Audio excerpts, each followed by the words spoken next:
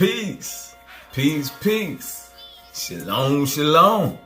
And welcome to another day to labor in the vineyard of the Most High with your brother. Another day for us to get in the Word and see what the Most High got to serve. To eat in the buffet of the Most High. And we gonna see today the condemnation and restoration of thy hidden ones, and how we can also identify and see them hidden ones, just like we seen in the last lesson, the hidden ones of the Ishmaelites. All right, and it's hidden ones of the Israelites that are being restored right now. All right, and our brothers Ish are gonna be restored through us, through the Israelites. So they are going to be able to get the fullness of the gospel through us. Because they just work with the first stick and the other stick. But through them, they came and enlightened us and sparked our minds in a way that we hadn't been sparked by the Christian church, to enlighten us to keep going even farther. All right? And we went through that in the last video. So let's switch it over to the Israelites, the other seed of Jacob today. The other seed of Abraham today. My bad. Not to confuse nobody. And we're going to start in the book of Jubilees. I'm going to use my Selassie version, Rastafari Bible right here. Got the name of Jaja for the Most High. I got all type of Bibles. Yesterday we seen the name was El Shaddai. Today we gonna hear the name of Jah. Jaja. Book of Jubilees. Starting in chapter 1. Starting at verse 4. And Moses was on the mount 40 days and 40 nights. And Jah taught him the earlier and the later history of the division of all the days of the law and of the testimony. So Jah showed him all things. All right, Moses seen all things, just like Enoch. And he said, incline thy heart to every word which I shall speak to thee on this mount, and write them in a book, in order that their generations may see how I have not forsaken them for all the evil which they have wrought in transgressing the covenant which I established between me and thee for their generations this day on Mount Sinai. And thus it will come to pass, when all these things come upon them, that they will recognize that I am more righteous than they in all their judgments and in all their actions. And they will recognize that I have been truly with them through the ups and the downs. And do thou write for thyself all these words which I declare unto thee this day. For I know their rebellion. I know their rebellious ways and their stiff neck, before I bring them into the land of which I swore to their fathers, to Abraham and to Isaac and to Jacob, saying, unto your seed will I give a land flowing with milk and honey. And they will eat and be satisfied. I'm going to throw an asterisk in there, because I know in the last video when I went into the Ishmaelites, but the Ishmaelites land, their land for their inheritance was on the other side, in the east. That's why all them lands that they built up, all them good things all throughout the east, that was their lands of their inheritance. Because remember, the Most High said it was 12 tribes of Ishmaelites also, and that he was going to make princes and kings out of them. So kings came out of Abraham on both sides. It was kings amongst us, the Israelites, and it was kings among the Muslims, the Ishmaelites. All right, but their inheritance, their blessing came on the other side in the east, but our land is over here in the west. And they will eat and be satisfied, and they will turn to strange gods, to gods which cannot deliver them from any of their tribulation. And this witness shall be heard for a witness against them. For they will forget all my commandments, even all that I command them, and they will walk after the Gentiles. They will walk after the Gentiles. They will walk after the Gentiles, and after their uncleanness, and after their shame, and will serve their gods. And these will prove unto them an offense, and a tribulation, and an affliction, and a snare. And many will perish, and they will be taken captive, and will fall into the hands of the enemy, because they have forsaken my ordinances, and my commandments, and the festivals of my covenant, and my Sabbaths, and my holy place which I have hallowed for myself in their midst, and my tabernacle, and my sanctuary, which I have hallowed for myself in the midst of the land, that I should set my name upon it, and that it should dwell there. And they will make to themselves high places. The high places, all the pyramids, the temples that we read about a couple lessons ago, all them high places that we done created all throughout the lands. And groves and graven images, all the images that we done created that we worship.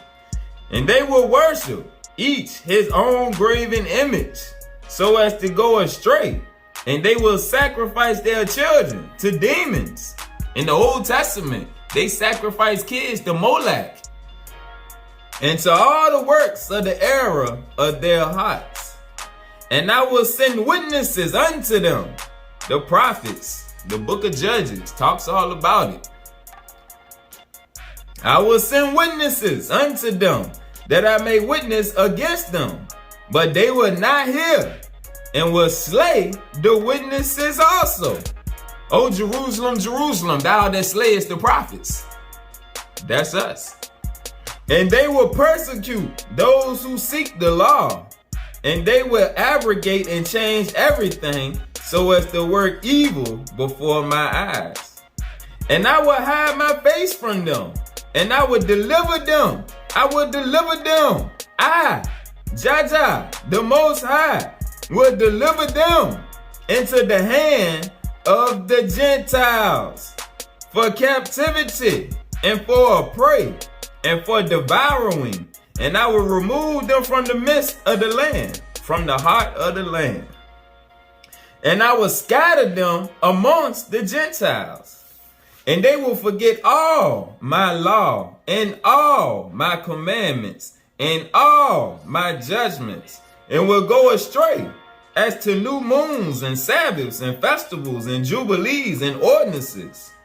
And after this, they will turn to me from amongst the Gentiles with all their heart, and with all their soul, and with all their strength. And I will gather them from amongst all the Gentiles, and they will seek me, so that I should be found of them, when they seek me with all their heart, and with all their soul. And I will disclose to them abounding peace with righteousness. And I will remove them the plant of uprightness with all my heart and with all my soul. And they shall be for a blessing and not for a curse. And they shall be the head and not the tail. So the Most High gave Moses the whole rundown from back then, everything we was going to go through on up to now, when he was going to start to gather us. He gave Moses the whole game plan, told him all that was going to happen. And I will build my sanctuary in their midst, and I will dwell with them, and I will be their God, and they shall be my people in truth, in truth, in truth, in righteousness. And I will not forsake them nor fail them, for I am Jah, their God. And Moses fell on his face and prayed and said, Jah, my creator, do not forsake thy people and thy inheritance, so that they shall wander in the error of their hearts. And do not deliver them please do not deliver them into the hands of their enemies, the Gentiles, lest they should rule over them and cause them to sin against thee. Let thy mercy, O Lord, be lifted up upon thy people, and create in them an upright spirit, and let not the spirit of Belial, the spirit of Satan, rule over them, to accuse them before thee, and to ensnare them from all the paths of righteousness, so that they may perish from before thy face. But they are thy people, and thy inheritance, which thou hast delivered with thy great power from the hands of the Egyptians. Create in them a clean heart and a holy spirit, and let them not be ensnared in their sins from henceforth unto eternity. And Jah said unto Moses, I know their contrariness and their thoughts, and their stiff-neckedness, meaning their hard-headedness. And they will not be obedient till they confess their own sin and the sins of their fathers. They will not be obedient till they confess their own sins and the sins of their fathers. Why? Because he had to break our pride. We're going to see as we go on. He had to break our pride because he know his people is real prideful. So he knew we wouldn't confess nothing, our sins or our forefathers' sins, until he punished us enough, the same way they did Kuta Kinte on Roots, until he just break you and you finally give in and say, yes, I am Toby. Yes, I have sinned. Most High, I give in. And after this, they will turn to me in all uprightness, and with all their heart, and with all their soul, and I will circumcise the foreskin of their heart, and the foreskin of their heart of their seed, and I will create in them a holy spirit, and I will cleanse them, so that they shall not turn away from me from that day unto eternity. And their souls will cleave to me, and to all my commandments, and they will fulfill my commandments, and I will be their father, and they shall be my children in the spirit. And they all shall be called children of the living God. And every angel and every spirit shall know, yea, they shall know that these are my children, and that I am their father in uprightness and righteousness, and that I love them. And do thou write down for thyself all these words which I declare unto thee on this mountain, the first and the last, which shall come to pass in all the divisions of the days, in the law and in the testimony, and in the weeks and the jubilees, unto eternity, until I descend and dwell with them throughout eternity. So he told Moses to write all this down and leave it for them, so they can see it and know that it's all going to come to pass because of their wickedness. But I will redeem them when they finally break. Let's get into it and eat. Go to Mosiah, the book of Mosiah in the book of Mormon. The book of Mosiah in the book of Mormon.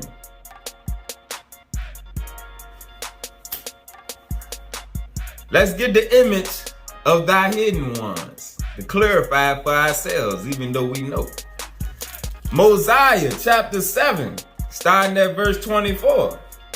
Yea, I say unto you, great are the reasons which we have to mourn.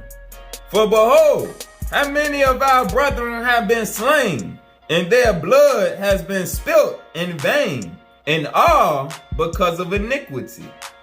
For if this people had not fallen into transgression, the Lord would not have suffered that this great evil should come upon them.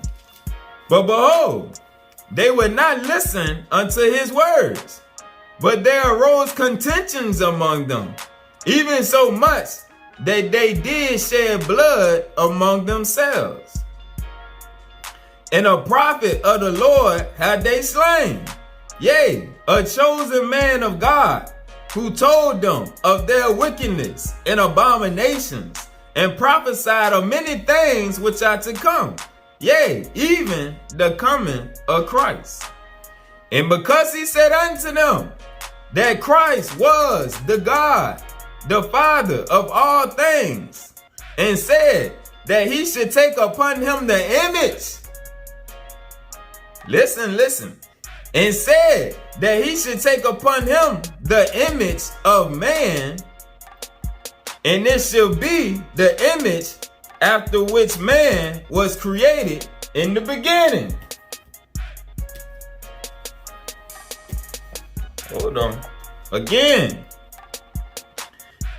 And he said that Christ should take upon him the image of man, and it should be the image after which man was created in the beginning.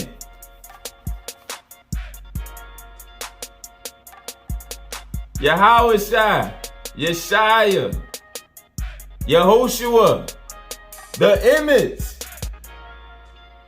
after which man was created in the beginning. So now we had the image of Christ and the image that man was created in the beginning. So now we know who the hidden ones are. We're going to start to see as we go on in the lesson how it all going to correlate.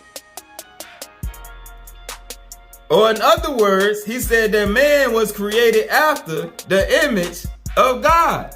And Christ said, if you seen me, you done seen the Father.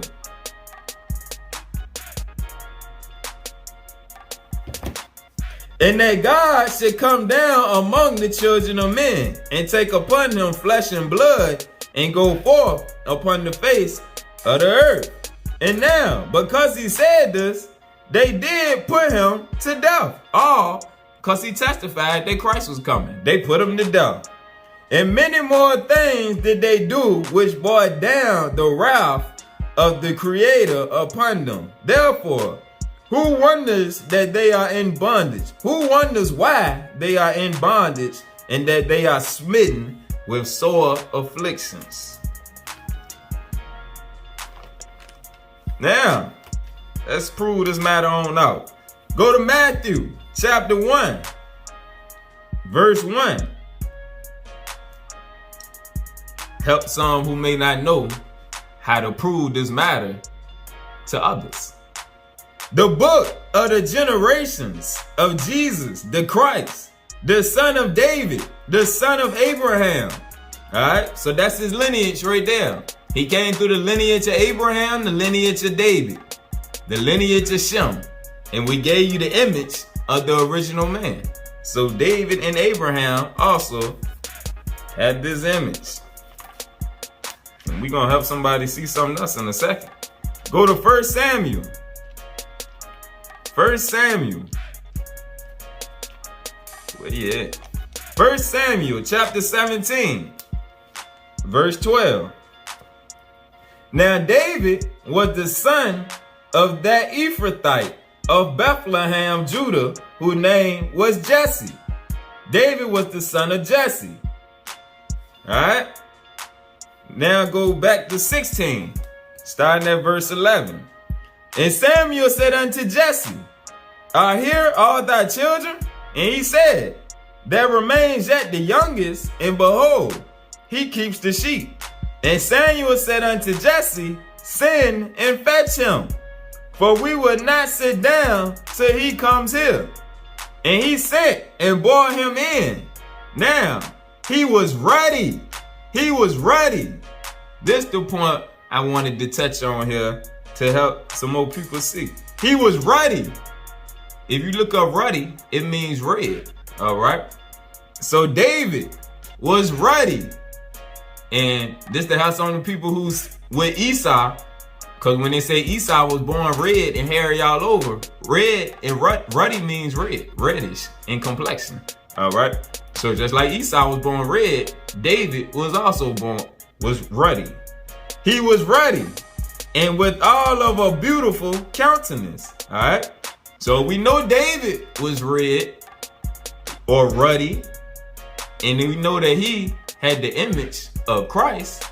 Esau, we're going to see. Let's keep eating.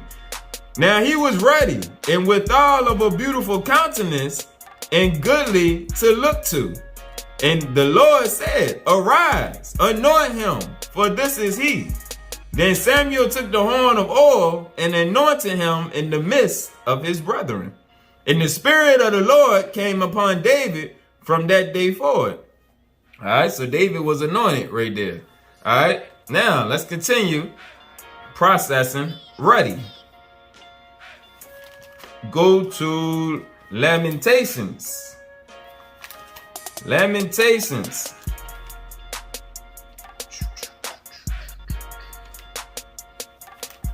Lamentations chapter 4.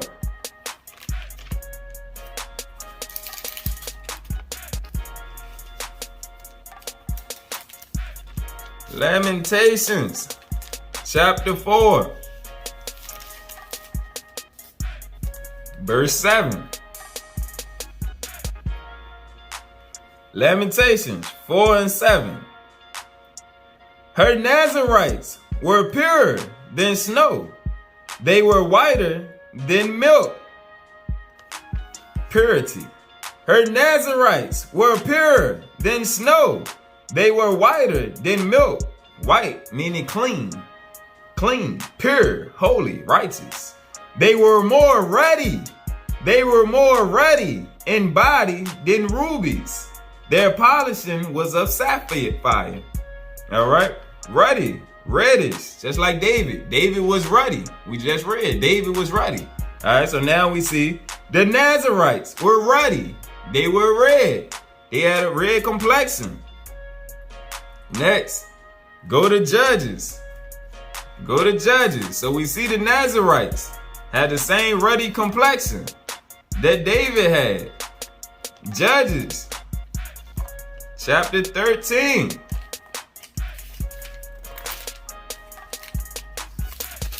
Judges chapter 13.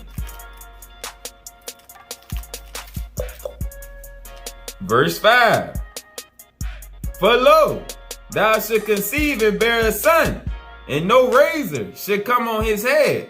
For the child shall be a Nazarite unto God from the womb, and he shall begin to deliver Israel out of the hand of the Philistines. So we see right here, Samson was ready, just like David was ready. Go to Judges 16. 16. Verse 19. About Delilah. She made him sleep upon her knees. And she called for a man. And she caused him to shave off the 7 locks of Samson's head. And she began to afflict him, and his strength went from him. Because the Most High told him not to cut his locks. All right. So the locks, the Nazarites had locks, and they were ruddy, meaning they were red, like King David. Now, go to Solomon. The Song of Solomon. Song of Solomon, chapter 5. Chapter 5. Starting at verse 10. My beloved, and this is the woman speaking about Solomon. My beloved is white and ruddy. White meaning pure, righteous. And ruddy. Ruddy is reddish. Reddish. Just like Esau. Esau was born red. And if you look at the color of clay, they call clay red. And what color is clay? When it gets wet, it's this color. When it gets wet, all us done played in dirt when you're a little kid, in mud. But clay, when it get hard, it got a reddish color to it. It's ruddy. It got a reddish tone to it. Kind of like this. The color of this. It's a reddish brown color to clay. All right. If you ever played and seen clay, but when it get wet, it gets browner. All right. So David was ready. Solomon was ready. The Nazarites was ready. And Esau was ready. He was born ready. Red all over. All right. Right here. But love, my beloved, is white and ruddy. The chief among 10,000. Solomon was the head. His head is as the most fine gold. His locks are bushy and black as a raven. His locks are bushy and black as a raven. All right. So he was ready. Solomon also. Solomon, the son of David, also in the image of Christ. That same image of that original man, which turned into the image of thy hidden ones. Thy hidden ones from the Ishmaelites, as we seen last lesson, and the hidden ones among the Israelites. Because both of us have gotten our images changed and distorted. All right? So that was just part of the image thing right there, helping somebody else have verses to point out and prove, and to see that Esau also wasn't a Gentile. He was red and ruddy, just like David was ruddy. All right. Isaiah chapter 11, starting at verse 1. And there shall come forth a rod out of the stem of Jesse, and a branch shall grow out of his roots. All right. Jesse was the father of David. Go to Jeremiah. Precept upon precept, line upon line, here a little, there a little, this book, that book. Jeremiah 23. This precept line up with what we just read. Jeremiah 23, verse 5. Behold, the days come, said the Lord, that I will raise unto David a righteous branch, and a king shall reign and prosper, and shall execute judgment. Shall execute judgment and justice in the earth. Christ came to execute judgment and justice in the earth.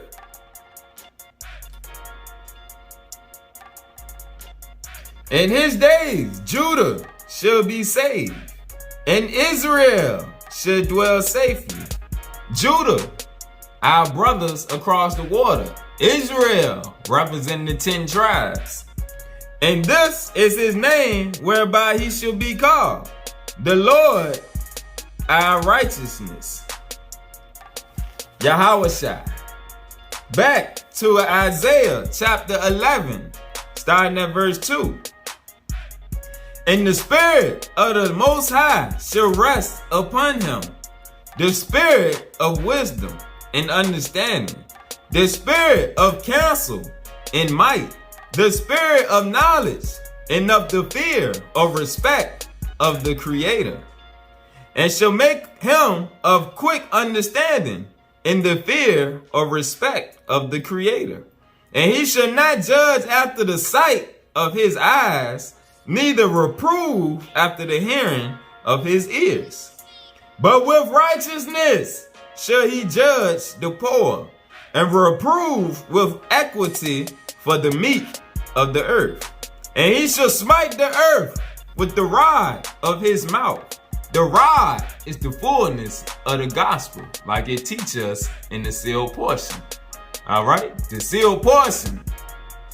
Well, the fullness of the gospel, the Bible, the first stick and the second stick. All right, the rod of his mouth, and with the breath of his lips shall he slay the wicked. The breath of his lips, the spirit is breath. The breath of his lips is truth, the spirit of truth. With the spirit of truth shall he slay the wicked. Their spirit bear witness that they liars when they come against the spirit of truth. If you don't agree with the spirit of truth that came from Yahushua, the truth is not in you. All right. Go down to verse 10. And in that day, in the last days, the latter times, and in that day, there should be a root of Jesse, which shall stand for an ensign to the people. And in the latter days, there shall be a root of Jesse, which shall stand for an ensign to the people. To it shall the Gentiles seek, and his rest shall be glorious. And it shall come to pass in that day that the Lord shall set his hand again the second time to recover the remnant of his people, which shall be left from Assyria and from Egypt and from Pathros and from Cush and from Elam and from Shinar and from Hamath and from the islands of the sea. And he shall set up an ensign for the nations. He shall set up a sign for the nations, and shall assemble the outcasts of Israel, and gather together the dispersed of Judah from the four corners of the earth. All right. So with this root of Jesse, he gonna set up a standard for the nations. And being that he's setting up a standard through them, they have to be in accordance with the spirit of truth, with their big brother, Yahushua, Yeshaya, Yehoshua, Yeshua. And we're going to see that as we go on. It's going to pull together. 13. The envy also of Ephraim shall depart, and the adversaries of Judah shall be cut off. So he bringing the whole tribe back together and taking away their enemies is what he's saying. Ephraim should not envy Judah.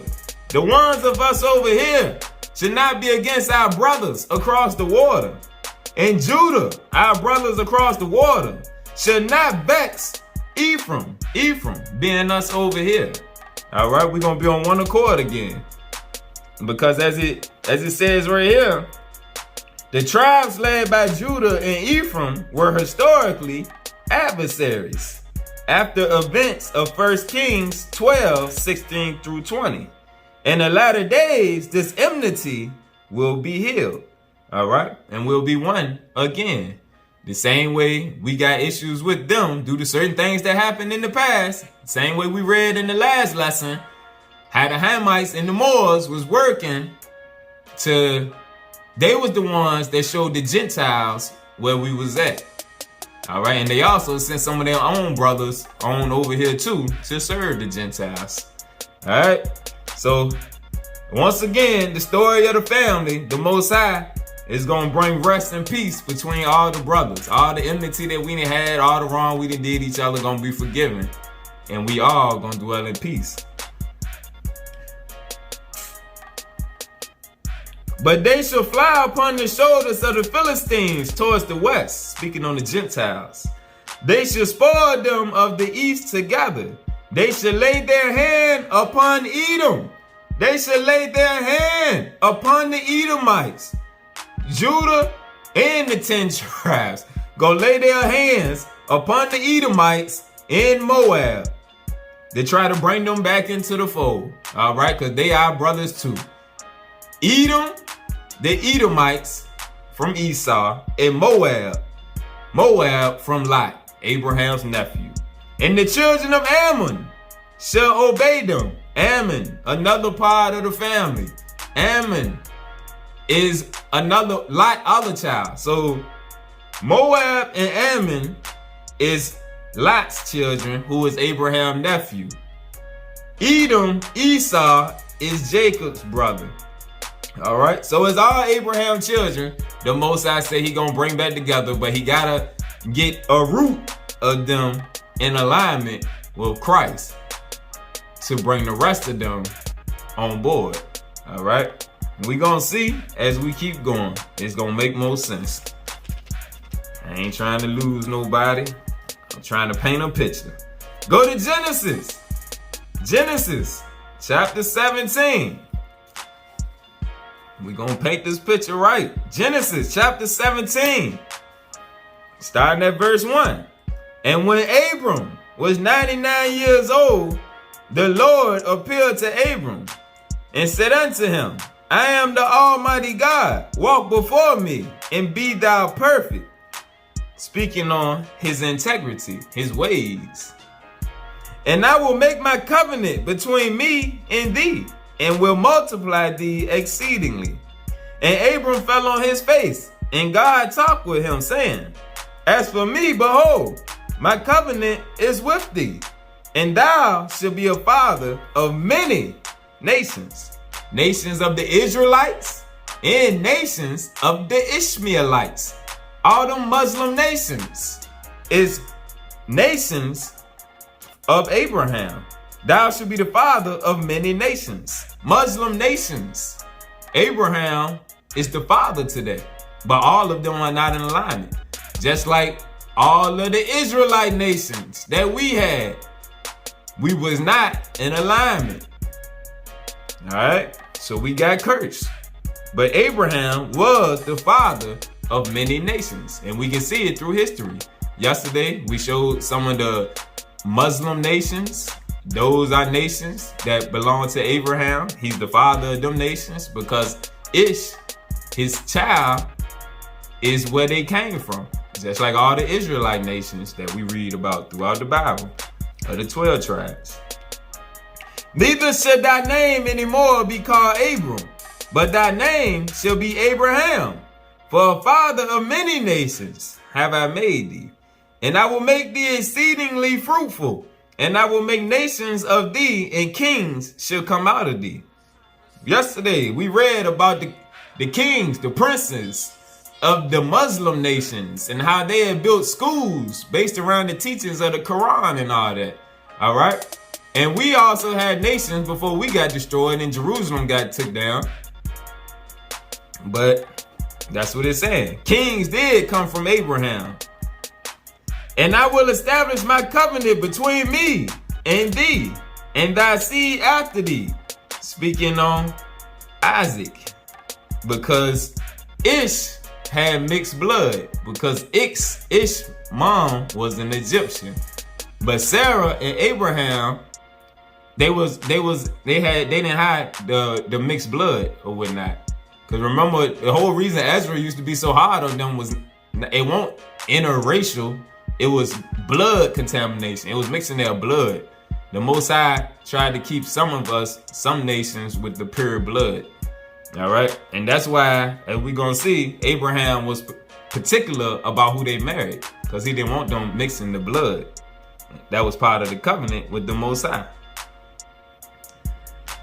And I will give unto thee, and to thy seed after thee, the land wherein thou art a stranger. All the land of Canaan for an everlasting possession, and thou will be their God.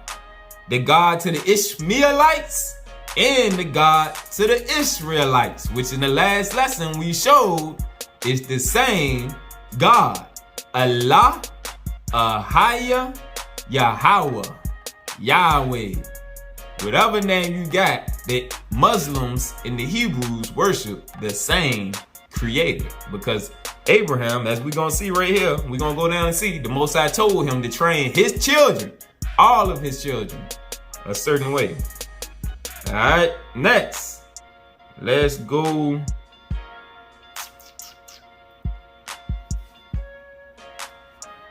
Go back to chapter 15. Starting at verse 12.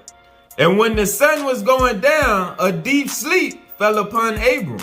And lo, a horror of great darkness fell upon him. And he said unto Abram, know of a surety that thy seed, your kids, shall be a stranger in a land that is not theirs, and shall serve them, and they shall afflict them 400 years.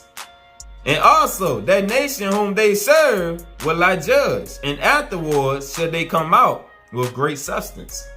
And we showed yesterday how we know this applies to us, but we didn't know that a lot of our Ishmaelite brothers also got sent over here with us. So this is a dual-sided prophecy. both of Abraham's seed, the Ishmaelites and the Israelites, was over here together serving this sentence. All right. And it was for a reason the Most High did it that way, to link us together. The ones that had the religion, the faith of Abraham, their fathers, who can see past all the petty differences of religion and the false teachings, so where we can all build each other up and come back into the fold of the Most High. But that was in yesterday's, so we're gonna keep pushing. Go to Genesis 18, chapter 17. And the Lord said, shall I hide from Abraham that thing which I do? Saying that Abram should surely become a great and mighty nation, and all the nations of the earth shall be blessed in him. All right. And we seen yesterday, the Ishmaelites, they blessed many nations. They was the light unto the Gentiles before us. They was the light unto them before us. They brought them out of the dark ages. They showed them how to build many things. They gave them all type of information, knowledge. All right. The Ishmaelites did. But also, we didn't been a blessing to many nations, but the Most High saved us for the end because he was harder on us. All right, as we gonna go on and see, Ish went off out the house while Isaac was still under Abraham in the house. So by the time Jacob came, he was disconnected from Ish because Ish was gone. Ish had got put out the house by then. All right. So he didn't necessarily deal with his brothers. They were separated. And the Most High set all this up for a reason. But in the end, he used them for the same purposes, but at separate times. The true Ishmaelites as well as the true Israelites. Because there's Israelites that the Most High can't use and can't do nothing with the same way that there was Ishmaelites that he didn't bless. All right. And we read and seen what he said according to their spirit, whether they catered to righteousness or wickedness. The Ishmaelites that catered to righteousness and followed the teachings of the Quran and what Muhammad brought to them, they was blessed. And they took over many nations and built up many nations and raised up many people. The Israelites that come back unto the Most High in the end are going to be blessed the same way. All right, we're going to be put back on top. And the Ishmaelites that can see the truth and that follow the teachings of our father Abraham in faith, they're going to realize that through us, through the Most High giving us, the Israelites, the fullness of the gospel and the rest of the books, they are also going to advance in knowledge with us. And they're going to be brought back into the fold. Whereas the same way the ones of them that just want to stick with the Quran and the Bible are no different than the Israelites that just want to stick with the Bible and the Apocrypha. All right? So that's just some insight. Seeing that Abraham shall surely become a great and mighty nation, all the nations of the earth shall be blessed in him. For I know him, that he will command his children. He will command his children. Not just Isaac, not just Jacob. Ish too. In the book of Joshua, he traveled to go see Ish. For I know him, that he will command his children and his household after him. And they shall keep the way of the Creator, to do justice and judgment, that the Lord may bring upon Abraham that which he has spoken of him. All right. Go over to verse chapter 24. Go over to chapter 24. Starting at verse 1. And Abraham was old and well stricken in age, and the Lord had blessed Abraham in all things. And Abraham said unto his eldest servant of his house, that ruled over all that he had, Put, I pray thee, thy hand under my thigh. And I will make thee swear by the Lord, the Creator, the Most High, the God of heaven, and the God of the earth, that thou shalt not take a wife unto my son of the daughters of the Canaanites, among whom I dwell. He didn't want his son to have that blood running through his seed. He had to keep him pure. But thou shalt go into my country, into my kindred, and take a wife unto my son Isaac. And the servant said unto him, peradventure the woman will not be willing to follow me unto this land. Must I needs bring thy son again unto the land from whence thou camest? And Abraham said unto him, beware thou that thou bring not my son thither again. The Most High of heaven, which took me from my father's house and from the land of my kindred, and which spake unto me, and that sware unto me, saying, unto thy seed will I give this land. He shall send his angel before thee, and thou shalt take a wife unto my son from thence. And if the woman will not be willing to follow thee, then thou shalt be clear from this my oath. Only bring not my son thither again. And the servant put his hand under the thigh of Abraham, his master, and swore to him concerning this matter. All right, so he made him swear that he won't gonna blend the seed of his son. All right, go over to Genesis 27. Genesis 27, starting at verse 6. And we're gonna see, we paint a picture here, we paint a timeline. That's why we started in Jubilees, and we're gonna see the whole thing come to fold. Now we're about to see how Jacob received the blessing. And Rebekah spake unto Jacob her son, saying, behold, I heard thy father speak unto Esau, thy brother, saying, bring me venison, and make me savory meat, that I may eat and bless thee before the Lord, before my death. All right. So Rebekah, she switched things up. She knew, she had it in her spirit. The Most High put it in her to switch it up. Nah, this blessing ain't going to Esau. This blessing is going to Jacob. All right. The mama know the kids better than anybody. Now therefore, my son, this Rebekah speaking to Jacob, obey my voice according to that which I tell you. Go now to the flock and fetch me from there 2 good kids of the goats, and I will make them savory meat for your father, such as he loves.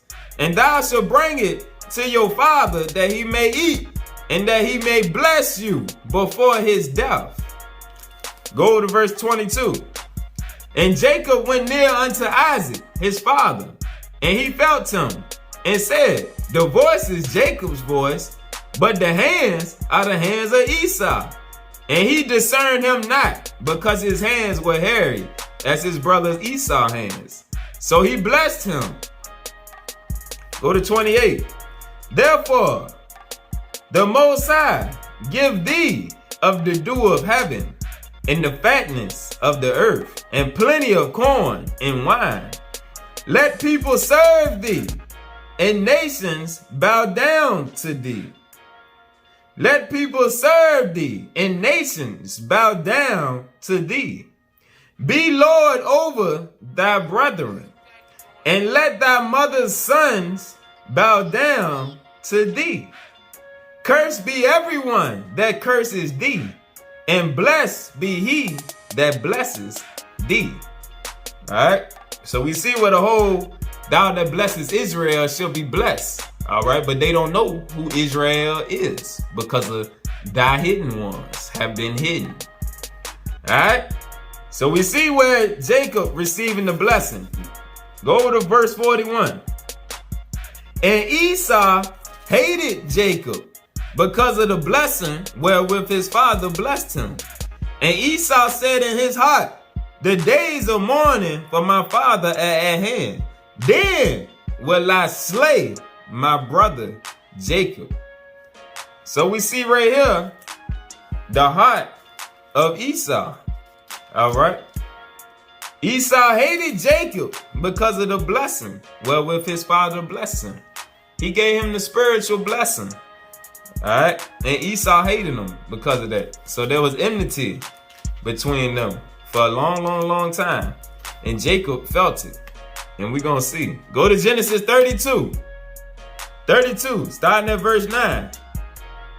And Jacob said, O God of my father Abraham, and God of my father Isaac, the Lord which said unto me, return unto thy country and to thy kindred, and I will deal well with thee.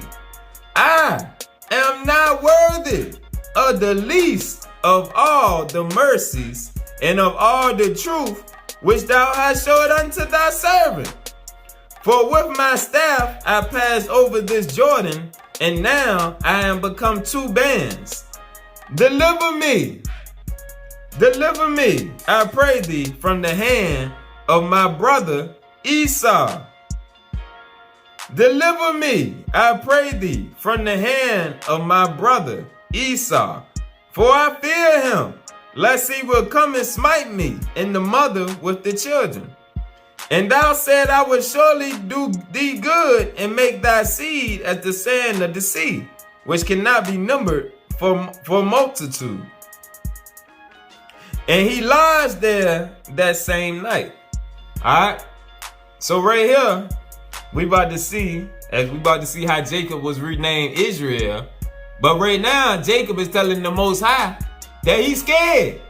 And we know, as we read through the scriptures, the Most High do not respect cowards. He don't respect people being scared, because that's not in his spirit. The spirit of fear is not of the Most High. The spirit of fear is of Satan. All right. So now we about to see why the angel came to wrestle with Jacob. The Most High had to make him overcome that. He had to get that fear up out of him. If he gonna be the people's champ, like the Most High programmed and said and blessed him to be, the Most High had to build him up in the spirit to get that fear out of him, so that he could be what he told him to be. He couldn't have him being scared of Esau, because Esau is his brother, and his brother is a little wild and more reckless than him. Nah, because the Most High said, you ain't gonna, if that fear come upon you, you're not gonna believe what I told you. You're not gonna believe that I'm with you, and you can't walk with me when you got fear in your heart, because you don't believe that I'm gonna deliver you. So the Most High had to get that out of Jacob.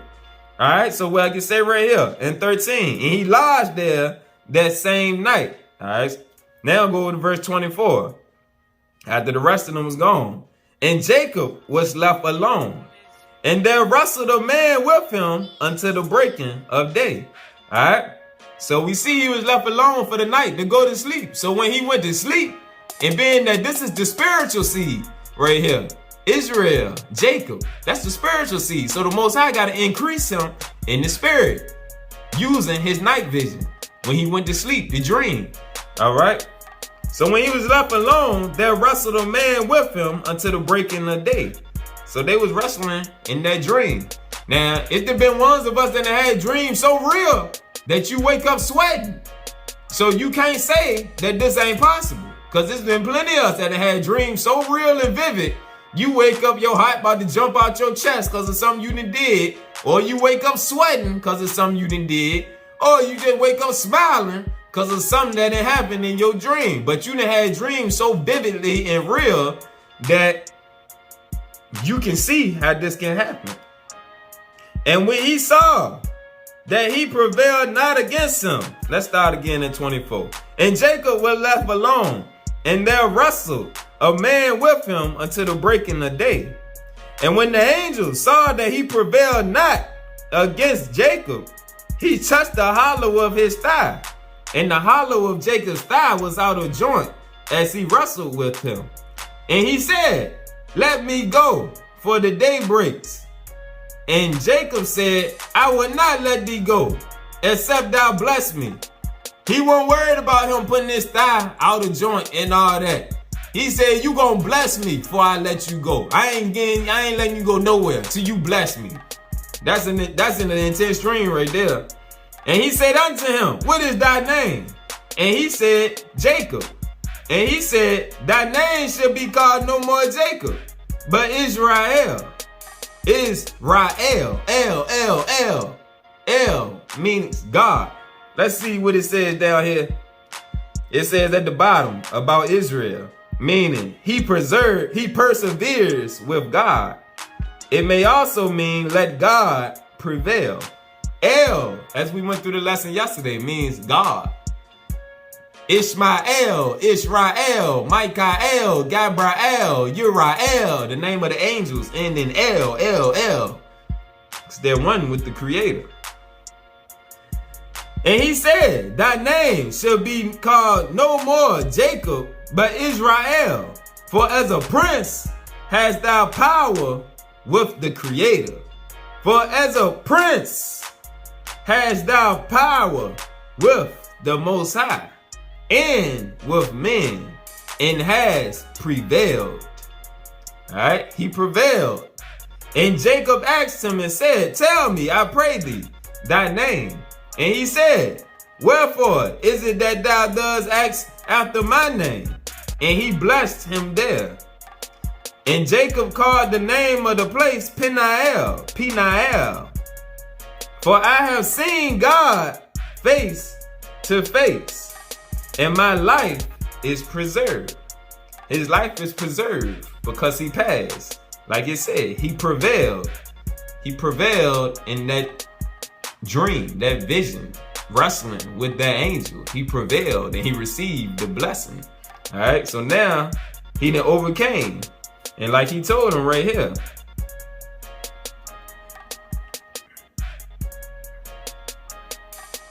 for as a prince hast thou power with God and with men, and has prevailed.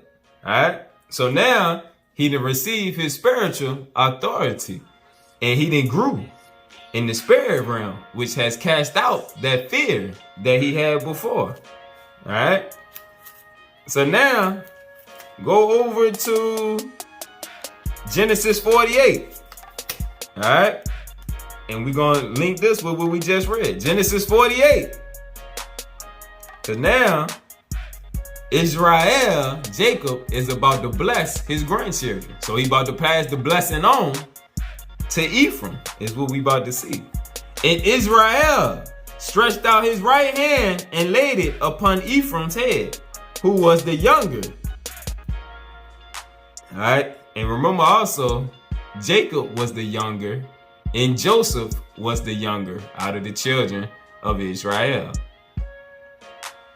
And his left hand upon Manasseh's head, guiding his hands wittingly, for Manasseh was the firstborn. And he blessed Joseph and said, the Most High, before whom my fathers Abraham and Isaac did walk, the God which fed me all my life long unto this day, the angel which redeemed me from all evil, the angel. And the precept right here goes right back to Genesis 32 that we just read. The angel that he was wrestling with, which redeemed him. It redeemed him. That angel was sent from the Most High. All right, so we see right here, the angel which redeemed me from all evil. That fear was evil, because that fear was from Satan. The angel which redeemed me from all evil, blessed the lads, and let my name be named on them, and the name of my fathers Abraham and Isaac, and let them grow into a multitude in the midst of the earth. And when Joseph saw that his father laid his right hand upon the head of Ephraim, it displeased him, and he held up his father's hand to remove it from Ephraim, head unto Manasseh's head. And Joseph said unto his father, not so, my father, for this is the firstborn. Put thy right hand upon his head. And his father refused. He refused and said, I know it, my son, I know it. He also shall become a people, and he also shall be great. But truly his younger brother shall be greater than he, and his seed shall become a multitude of nations. Ephraim's seed shall become a multitude of nations. All right, let's see more about Ephraim right quick. Ephraim and Manasseh. We're going to go to the last 116 pages.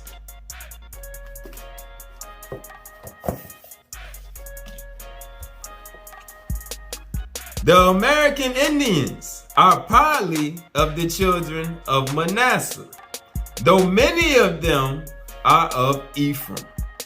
The American Indians are partly of the children of Manasseh, though many of them are of Ephraim. Thus, these descendants of Manasseh and Ephraim grew together upon this American continent.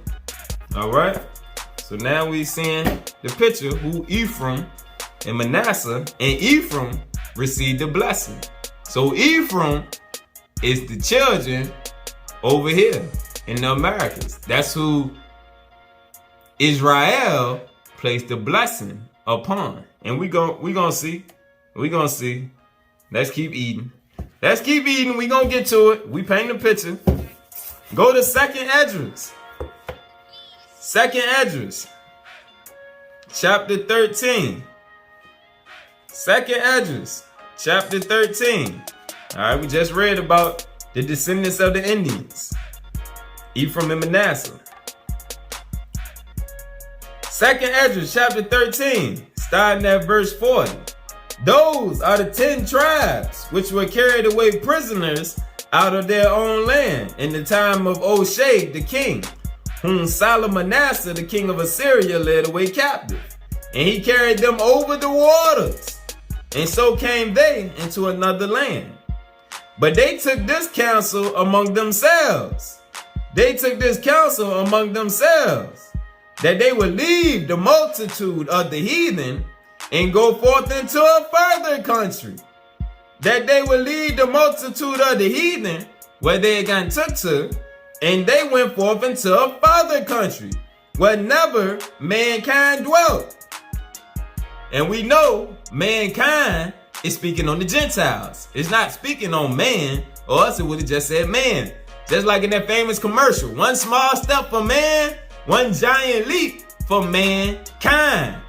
Mankind is not man. It's an offshoot of man. So man began on the continent over here. The Gentiles, mankind, had never been over here before. All right, so when we read this right here, where they went forth into a farther country where never mankind dwelt, no, the Gentiles never been over here. But we was over here, but we got ran out, we got left because we was being disobedient to the Most High. And the laws of the country over here, the one over here, must follow the ways of the Most High, or they gonna get swept off the land. Same thing going on with the Gentiles right now. Except the ones that cling to the truth and cling to us, they gonna be straight. They gonna be all right. But they took this counsel among themselves, that they would lead the multitude of the heathen and go forth into a further country where never mankind dwelt, that they might keep their statutes which they never kept, which they never kept in their own land.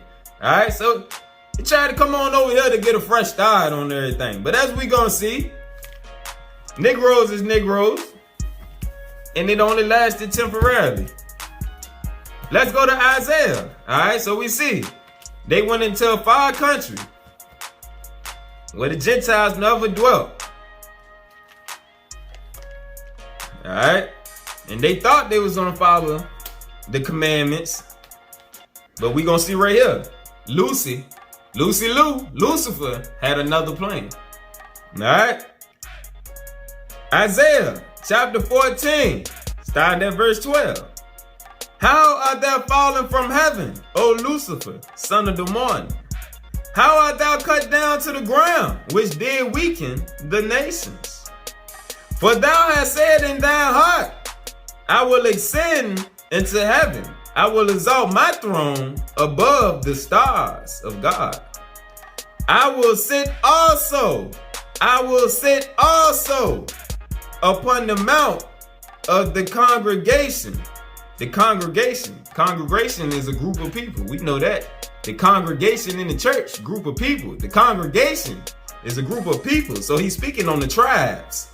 I will sit also upon the mount of the congregation or the tribes in the sides of the north. All right. So Lucifer, he knew this was the beginning of mankind over here. This was the Most High's holy land, the promised land. So what he said, he gonna also sit over here. All right. Let's clarify this mystery right here even more. Go to Doctrine and Covenants. Doctrine and Covenants 110. Doctrine and Covenants 110. Starting at verse 10. And the fame of this house over here in the Americas, the fame of this house should spread to foreign lands. And this is the beginning of the blessings which shall be poured out upon the heads of my people. All right. Right now, we just fast forwarded into the future time, which is right now, because we've been in the past showing how we was going to get punished or whatnot and how the 10 tribes left. But in the end, the Most High say the fame of this house over here that he was going to raise up, that root out of Jesse that we read about, that he was going to raise up. The fame of this house should spread to foreign lands. And this is the beginning of the blessings which shall be poured out upon the heads of my people. After this vision closed, the heavens were again opened unto us, and Moses appeared before us and committed unto us the keys of the gathering of Israel from the four parts of the earth, and the leading of the 10 tribes, from the land of the north. Leading the 10 tribes from the land of the north. And that's not saying leading them away from here. That's saying leading them from within the land of the north. All right. So the land of the north right here is telling us is where the 10 tribes are. The northern hemisphere. All right. So this is father verification when Satan, and what we just read Isaiah 14 and 12, where he's going to say he's going to sit upon the sides of the north, upon the mount of the congregation in the sides of the north. The north, this is father verification right here that is speaking on America. All right. Leading of the 10 tribes in the land of the north. Go to Doctrine and Covenant 133. Doctrine and Covenant 133. Verse 26. And they who are in the north countries, shall come in remembrance before the Lord. This is another end time prophecy. They who are in the north countries shall come in remembrance before their Creator. And their prophets shall hear his voice and shall no longer stay themselves. And they shall smite the rocks, and the ice shall flow down at their presence. All of the stumbling blocks are going to be cleared out the way so that the living waters can flow down at their presence. All right, so that we can see clearly once all the stumbling blocks get removed and the Most High start putting his words once again in the mouth of the prophets in the land of the north. Go back to Isaiah. Isaiah 28. All right, so we flipped to the future just now. Now let's go back to the past again. Isaiah 28. Now that we know who Ephraim is and where he at, let's go to Isaiah 28. Starting at verse 1. Woe to the crown of pride. The crown, the pinnacle, the crown of pride. To the drunkards of Ephraim. The drunkards of Ephraim, whose glorious beauty is a fading flower, which are on the heads of the fat valleys of them that are overcome with wine. Verse 3. The crown of pride And we know pride is from Lucifer. So we had got real prideful over here as we had got separated. The crown of pride, the drunkards of Ephraim, shall be trodden under feet. They shall be trodden under feet. Go to Hosea. Hosea chapter 5.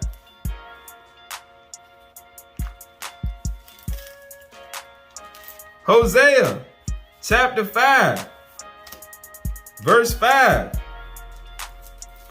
And the pride of Israel does testify to his face. Israel representing the 10 tribes, right? And the pride of the 10 tribes do testify to their face. Therefore shall Israel and Ephraim fall in their iniquity. Judah also shall fall with them. So he's selling all 12, all of the tribes. All of the tribes are about to fall because of their pride. Go to verse 12.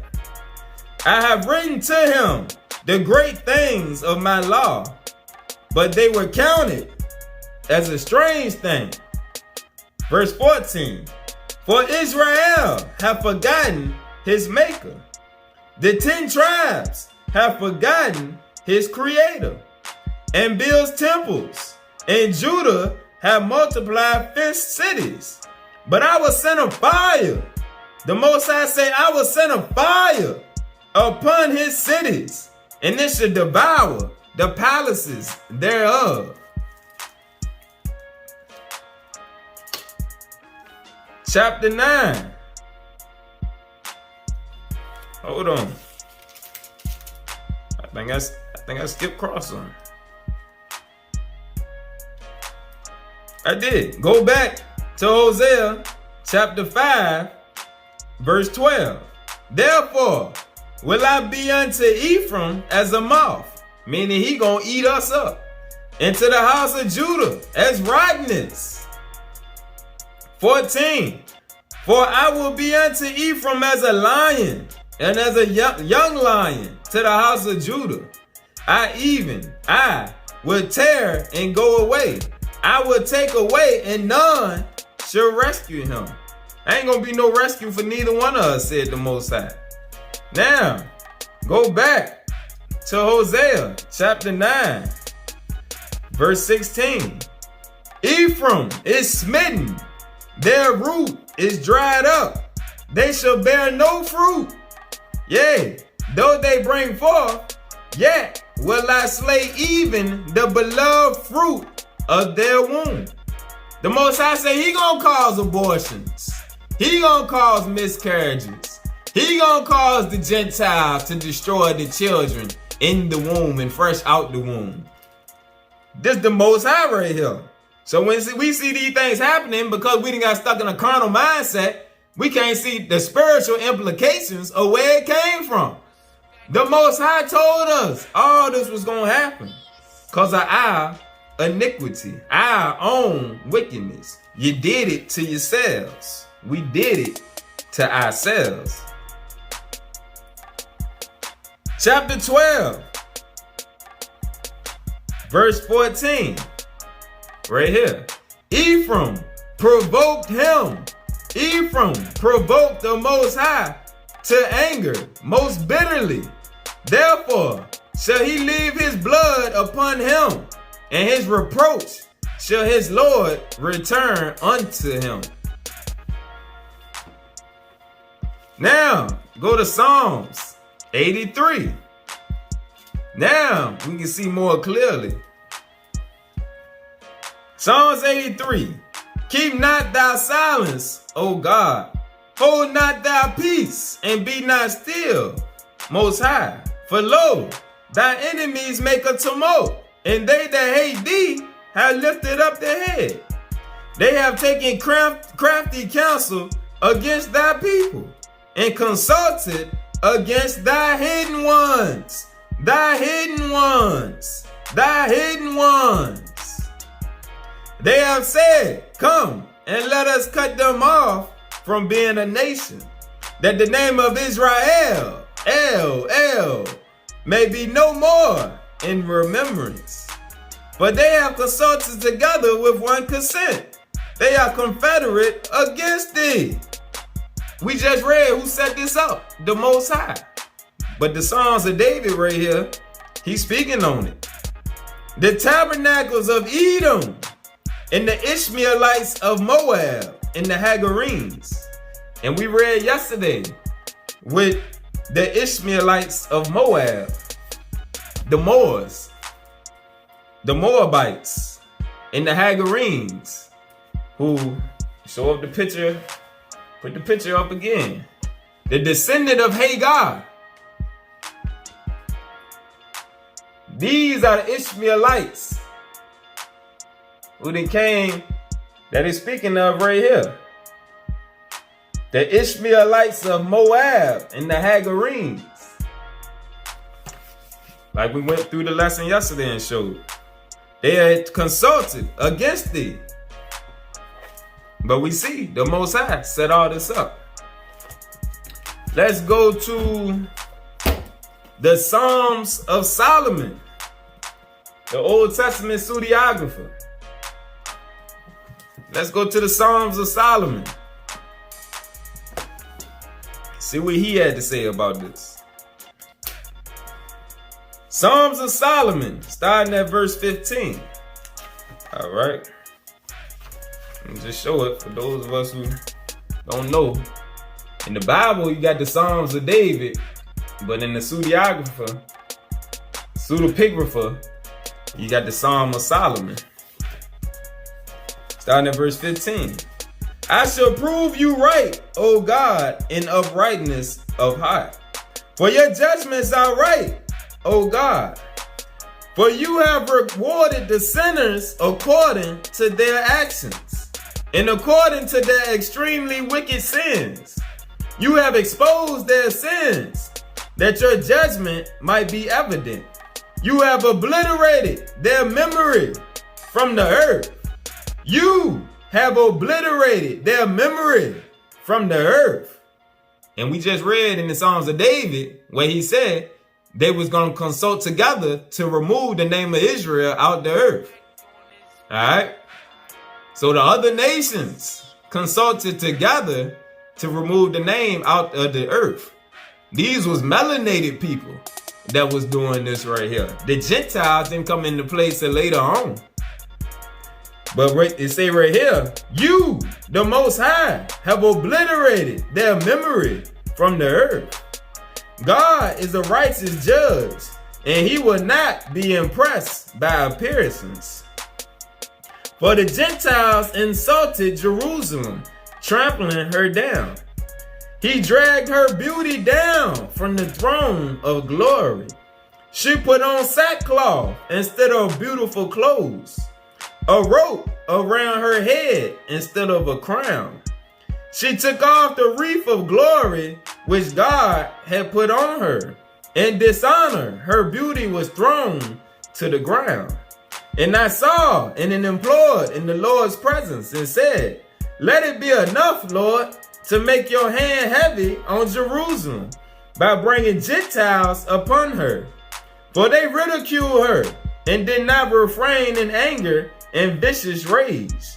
And they will be finished unless you, Lord, censor them, the Gentiles, in your anger.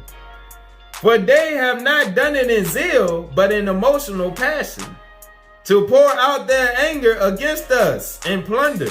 Do not delay, O God, to repay to them on their heads, to declare dishonorable the arrogance of the dragon.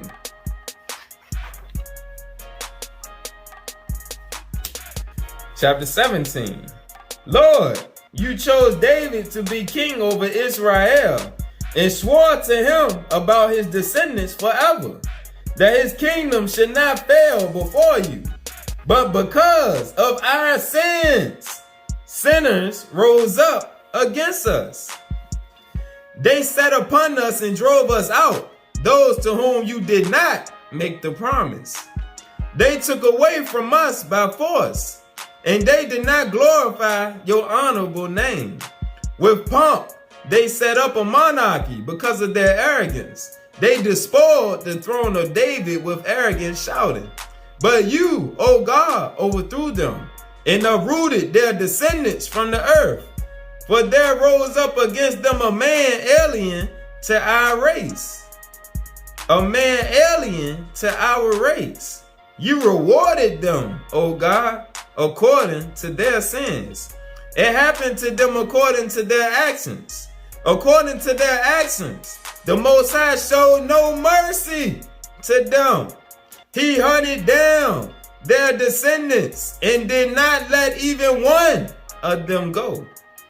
The Lord is faithful in all his judgments which he makes in the world. The lawless one laid waste our land so that no one inhabited it. They massacre young and old and children at the same time. In his blameless wrath, he expelled them to the west. And he did not spare even the officials of the country from ridicule. In his blameless wrath, he expelled them to the west.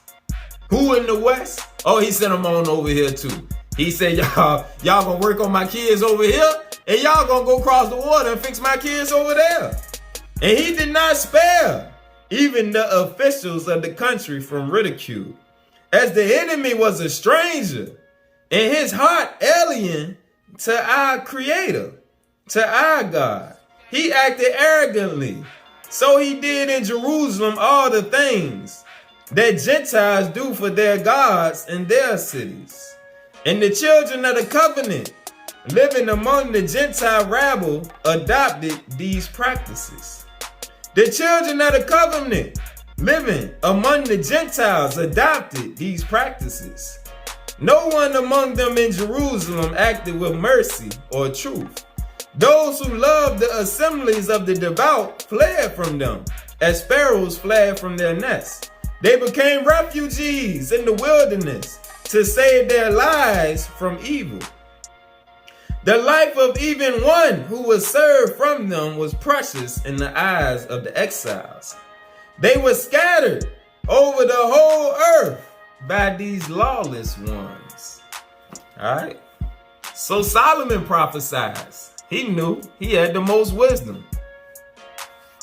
Going next. So we see Solomon said it too. The Most High is the one that told them to wipe our remembrance out of the earth. And it started with melanated people removing our name, like we seen in the last lesson.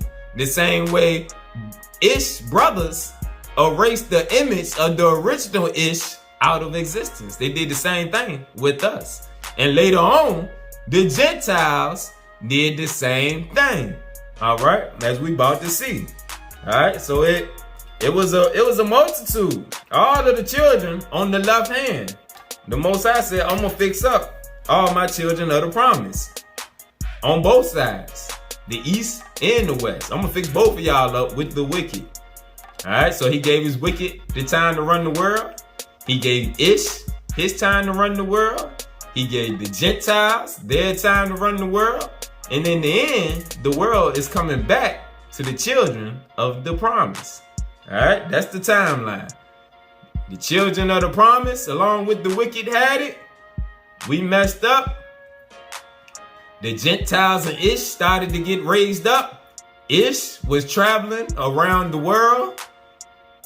So Ish knew the ones of us that was over here, whereas the Gentiles didn't know, and we went into that in the last one. Ish was traveling around. So Ish was the one letting the Gentile nations know, because they were traders of the sea. So they was trading with the Gentiles, and they ended up letting the Gentiles know that we was over here. All right. And what we gonna see, let's keep going. 2nd Esdras 2 and verse 7. Let them be scattered abroad among the heathen. Let their names be put out the earth, for they have despised my covenant. So we got a third witness here saying, let their names be put out the earth, according to thus says the Lord our God. Let's go into the book of Esther. Still in the Apocrypha, the book of Esther, chapter 14, starting at verse 6. And now we have sinned before thee. Therefore hast thou given us into the hands of our enemies, because we worship their gods. O Lord, thou art righteous. Nevertheless, it satisfies them not that we are in bitter captivity, but they have stricken hands with their idols, that they will abolish the thing that thou with thy mouth has ordained, and destroy thy inheritance, and stop the mouth of them that praise thee, and quench the glory of thy house and of thy altar, and open the mouths of the heathens, to set forth the praises of the idols, and to magnify a fleshly king forever. The heathen melanated people, and the heathen Gentiles. Not just the Romans, but the Ishmaelites too, who turned into kings. Some of them was wicked kings and wanted to be worshipped. They set forth the praises of the idols, and to magnify a fleshly king forever. Not a spiritual king, a fleshly king, which the Most High punished us because we had asked for one of them also. Let's go over to 1 Maccabees. 1 Maccabees, chapter 1, verse 11. In those days went there out of Israel wicked men who persuaded many. Same way we do now. All right, listen here. In those days went there out of Israel wicked men who persuaded many, saying, let us go and make a covenant with the heathen. Let us go and make a covenant with the heathen that are round about us. For since we departed from them, we have had much sorrow. So Negroes went in and made a covenant with the heathen.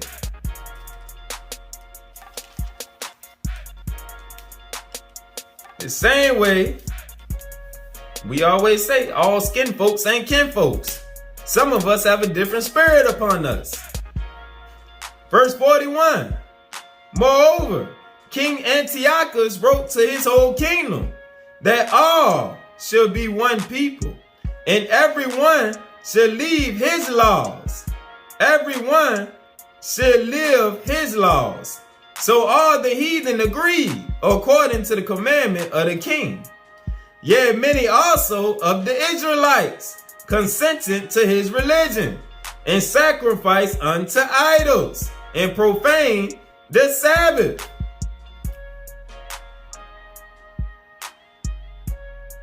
Alright? So many of the Israelites consented to Antiochus' religion too, and what he wanted us to do.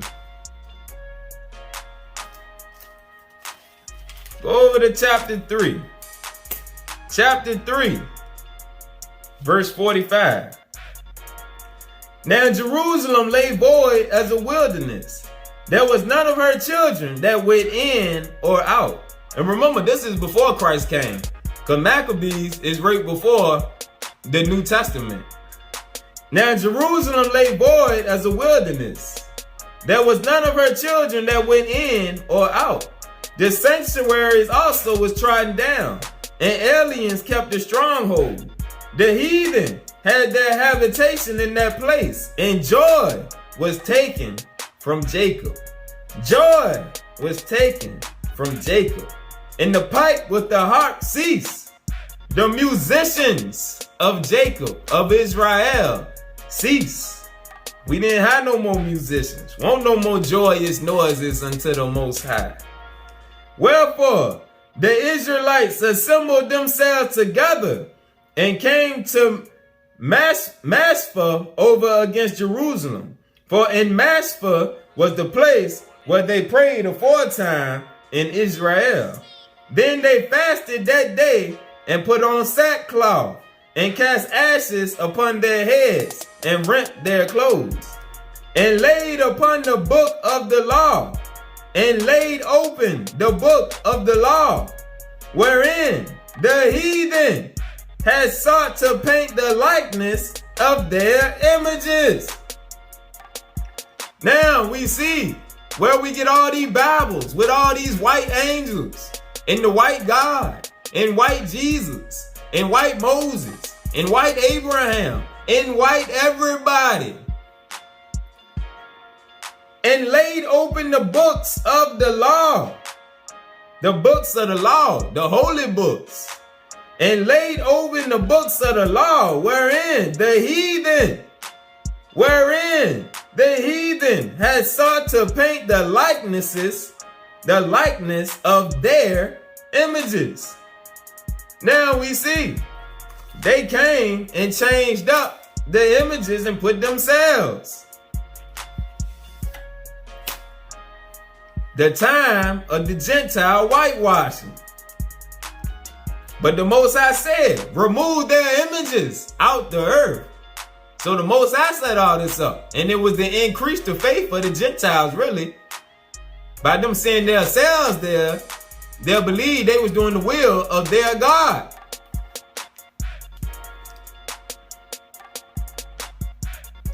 Chapter 12. Go over to chapter 12. Verse 53. Then all the heathen that were round about them sought to destroy them. For said they have no captain, nor anyone to help them. Now therefore, let us make war upon them, upon the Hebrews.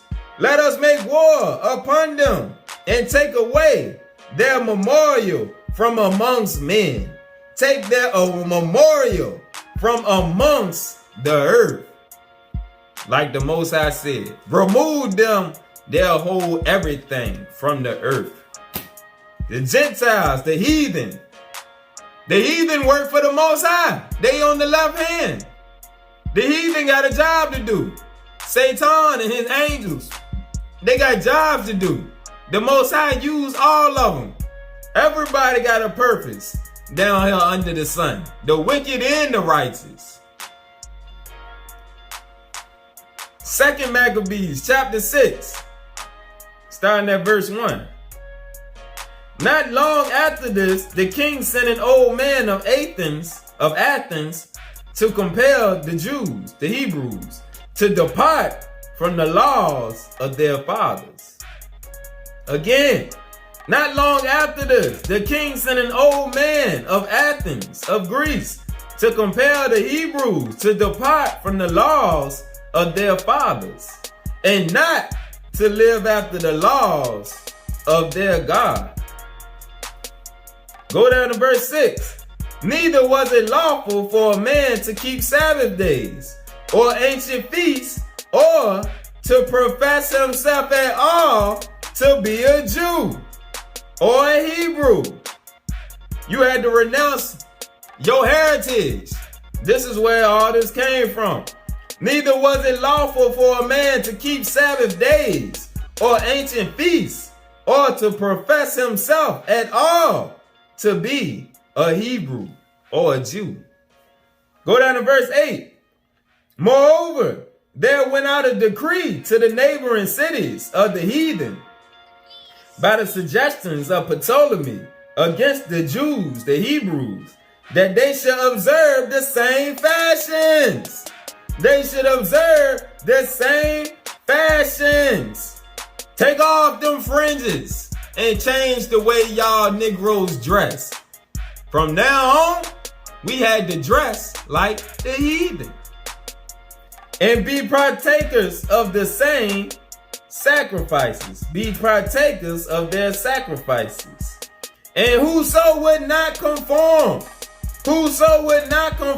themselves to the manners of the Gentiles should be put to death. Whoso would not conform to the manner of the Gentiles should be put to death. So it was get down or lay down. You either gonna dress like us, you gonna talk like us, you gonna walk like us. You is not gonna call yourself a Hebrew, or you gonna die. Plain and simple. You gonna eat like us. Everything among the heathen. It's a reason we started off in the book of Jubilees, so that we can paint the picture that the Most High told Moses all things that was going to happen before he came back to rescue us. All right, so now that we've seen that, let's go to Jeremiah. Jeremiah, chapter 31.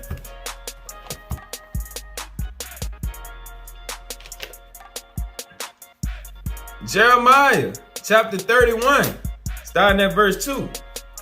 Thus says the Lord, the people which were left of the sword found grace in the wilderness, outside of the city, in the country. Even Israel, when I went to cause him to rest.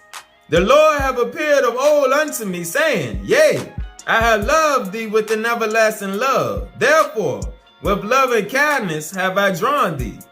Again, I will build thee, and thou shalt be built, O virgin of Israel. Pure ones, when we purify our garments. Repent, when we repent, we are purified. Thou shalt again be adorned with thy tabrets, and shall go forth in the dances of them that make merry. We're going to get back our joyful noises, all right, our beautiful noises and sounds and ministry of music that we play for ourselves, not the heathenist music, the wicked music. We're going to get back the righteous music. Thou shalt yet plant vines upon the mountains of Samaria. The planter shall plant and shall eat them as common things. For there shall be a day that the watchman upon the Mount Ephraim, the watchman upon the Mount Ephraim shall cry, Arise, arise ye, and let us go up to Zion, unto the Lord our God. For there shall be a day that the watchmen, the holy men, the righteous men, the prophets, the apostles, all of them of the Most High, upon the Mount Ephraim shall cry, Arise ye, and let us go up to Zion, unto the Lord our God. All right.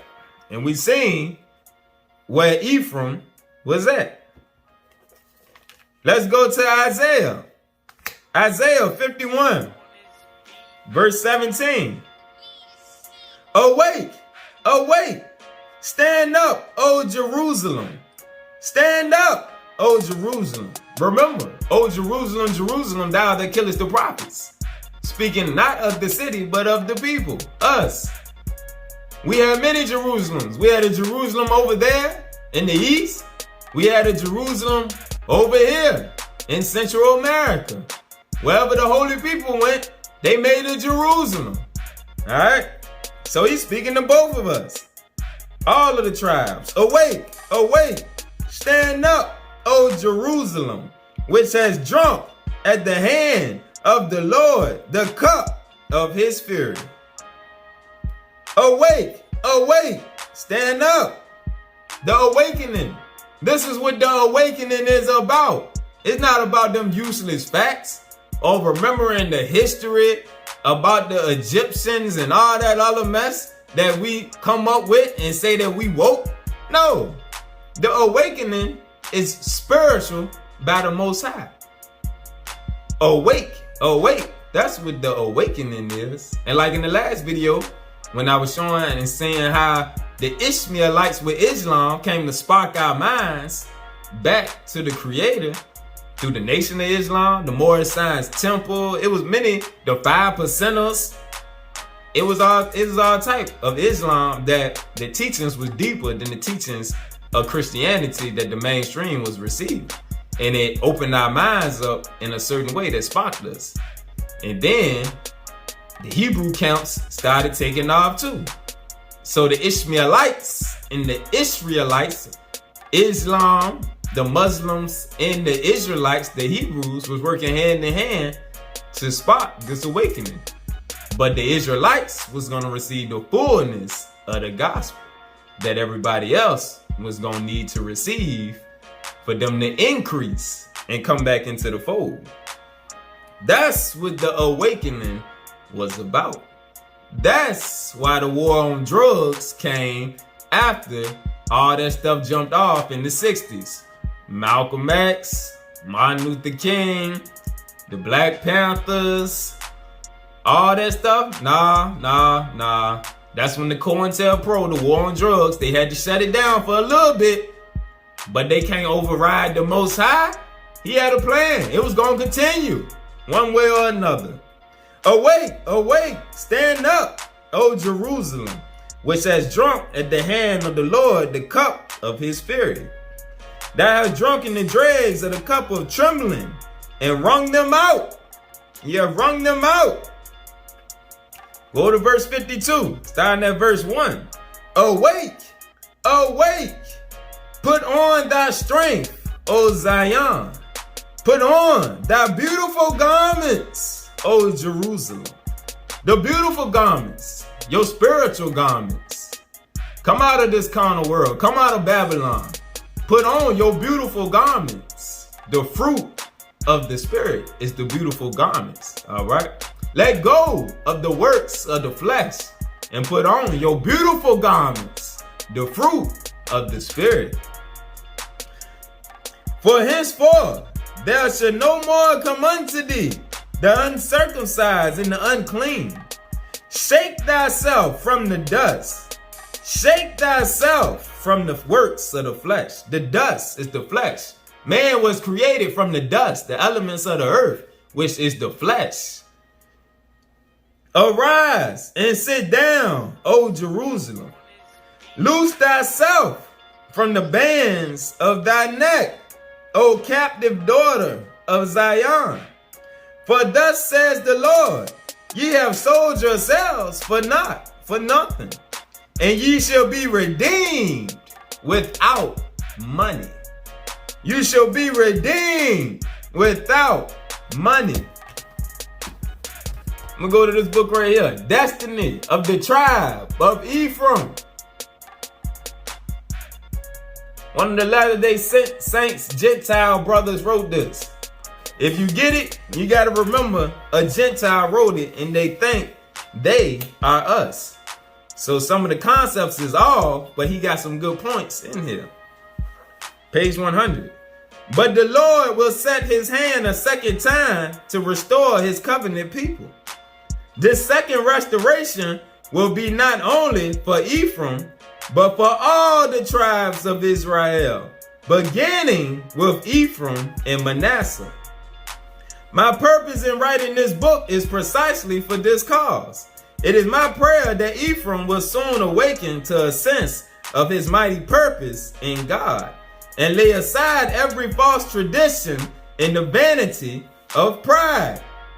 May he take up the Joseph-like mantle of true servanthood and minister to all those around him. We are the tribe of Ephraim. We not the tribe of Judah. Judah is our brothers in the east. We are the tribe of Ephraim. I did a video a while back called Firstborn of the Most High, Ephraim. And I go through many precepts showing that Ephraim had his own land the same way Judah had his land. Ephraim was the head of the 10 tribes. All right. So this is speaking to us.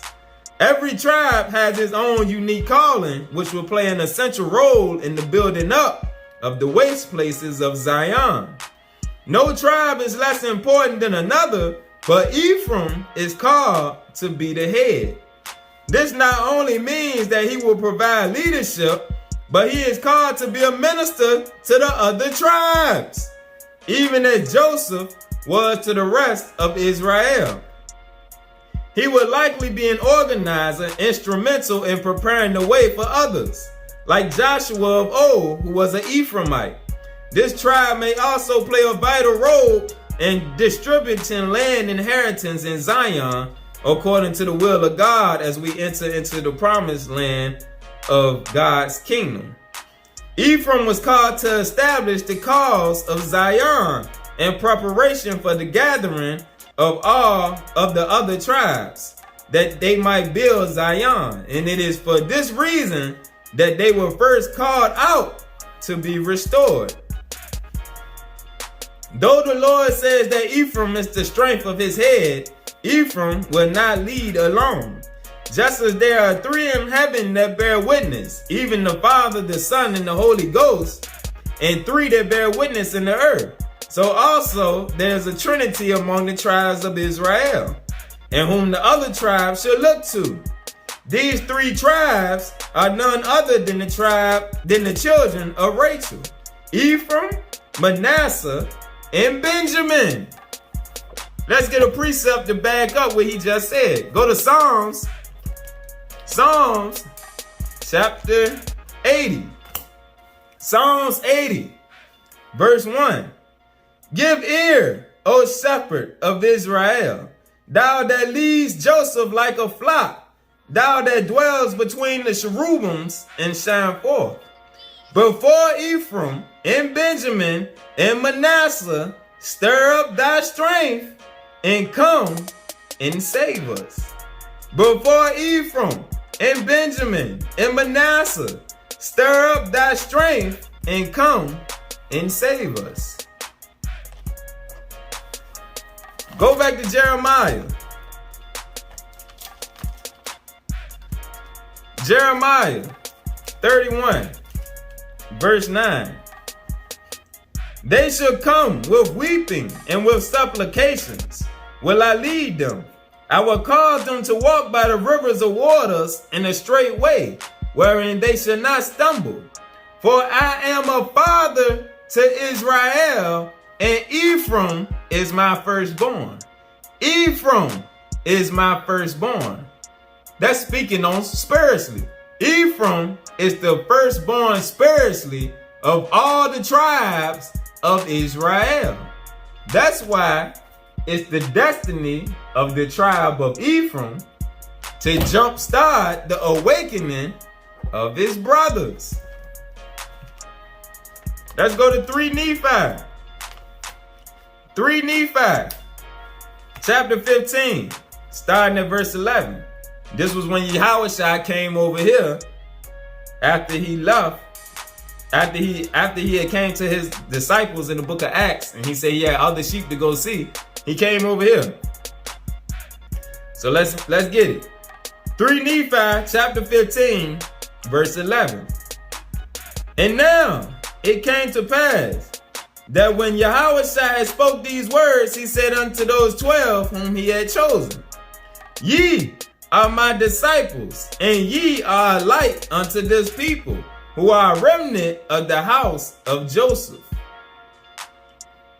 And behold, this is the land of your inheritance, and the Father have given it unto you.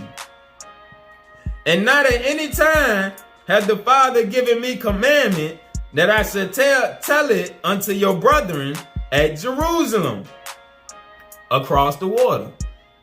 At any time, not at any time, had the Father given me commandment that I should tell it unto your brethren at Jerusalem. Neither at any time had the Father given me commandment that I should tell unto them concerning the other tribes of the house of Israel, whom the Father have led away out of the land. Go down to 19. But verily I say unto you, that the Father have commanded me, and I tell it unto you, that ye were separated from among them because of their iniquity. Therefore, it is because of their iniquity that they know not of you. All right? Because of the iniquity of our brothers over there, that's why a lot of them didn't know that the lost tribes, the other 10 tribes, have went over here. All right? Thy hidden ones. Thy hidden ones. We was even hidden from the knowledge of some of our other brothers who are among the 12 tribes. We was hidden from the knowledge of Judah and the brothers in the east, Judah, Benjamin, and Levi. Next, let's go. Stay in 3 Nephi, chapter 21. 3 Nephi, chapter 21, starting at verse 7. And when these things come to pass, that thy seed shall begin to know these things, it should be a sign unto them, that they should know that the work of the Father have already commenced unto the fulfilling of the covenant which he hath made unto the people who are the house of Israel. And when that day shall come, it shall come to pass that kings will shut their mouths. Kings will shut their mouths. For that which had not been told to them shall they see. And they shall consider, and that which they had not heard shall they consider. For in that day, for my sake, shall the Father work a work, which shall be a great and a marvelous work among them. And there shall be among them those who will not believe it. There shall be those among them who would not believe it, although a man shall declare it unto them. There's many who do not believe in what the Most High is revealing through all the rest of these books right here. All right? There's many that don't believe it.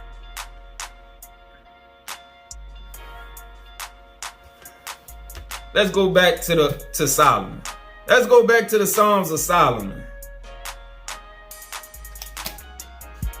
Back to the Psalms of Solomon in the Old Testament pseudepigrapha, chapter 18. A Psalm of Solomon to Yahushua. O Lord, your mercy is upon the works of your hands forever. You show your goodness to Israel with the rich gift. Your compassionate judgments are over the whole world, speaking on the Most High. And your love is for the descendants. Your love is for the descendants of Abraham and the Israelite. Your discipline for us is as for a firstborn son and only child, to divert the perceptive person from unintentional sins. May God cleanse Israel for the day of mercy and blessing, for the day when his Messiah will reign. Blessed are those born in those days, to see the good things of the Lord, which he will do for the coming generation, which will be under the rod of discipline of Yahushua, in fear of the Most High, in wisdom of his spirit, and of righteousness and of strength, to direct people in righteous acts, in the fear of their Creator, to set them all in the fear or respect of the Lord. A good generation living in the respect or fear of their God in the days of mercy.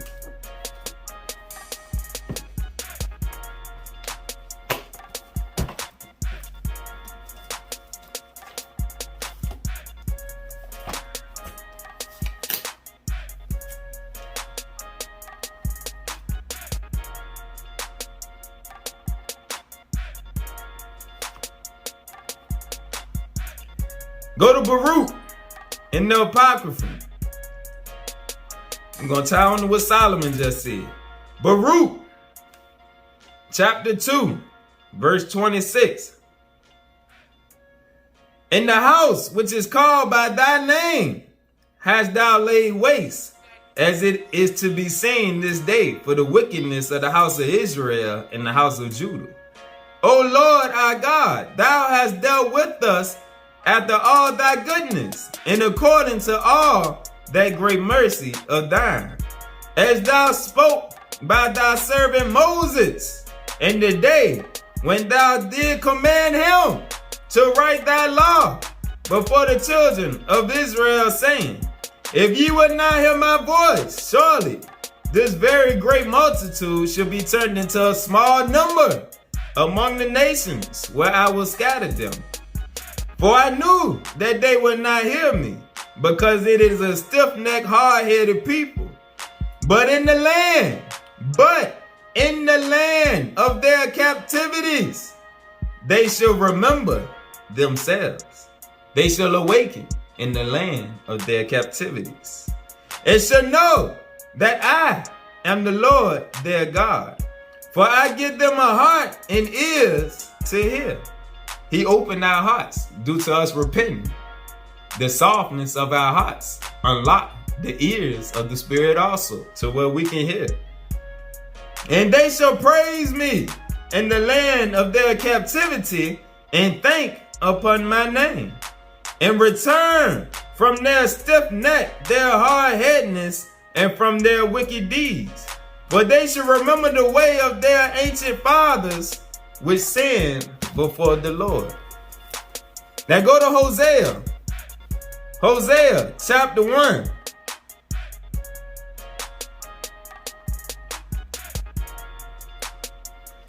Verse 10. Yet the number of the children of Israel should be as the sand of the sea, which cannot be measured nor numbered. And it shall come to pass that in the place where it was said unto them, ye are not my people, you are nothing but niggers, Negroes, slaves, not as good as the white man. It shall come to pass in the place where it was said unto them, ye are not my people, there it should be said unto them, thy hidden ones, ye are the sons of the living God. Go to Romans chapter 9.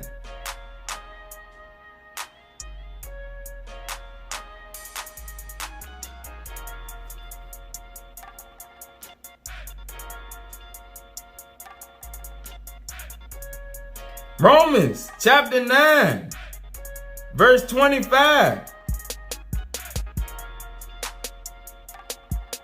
Start at 25. As he said also in Hosea, I will call them my people, which were not my people, and her beloved, which was not beloved. And it shall come to pass, and that in the place where it was said unto them, ye are not my people, there shall they, thy hidden ones, be called the children of the living God.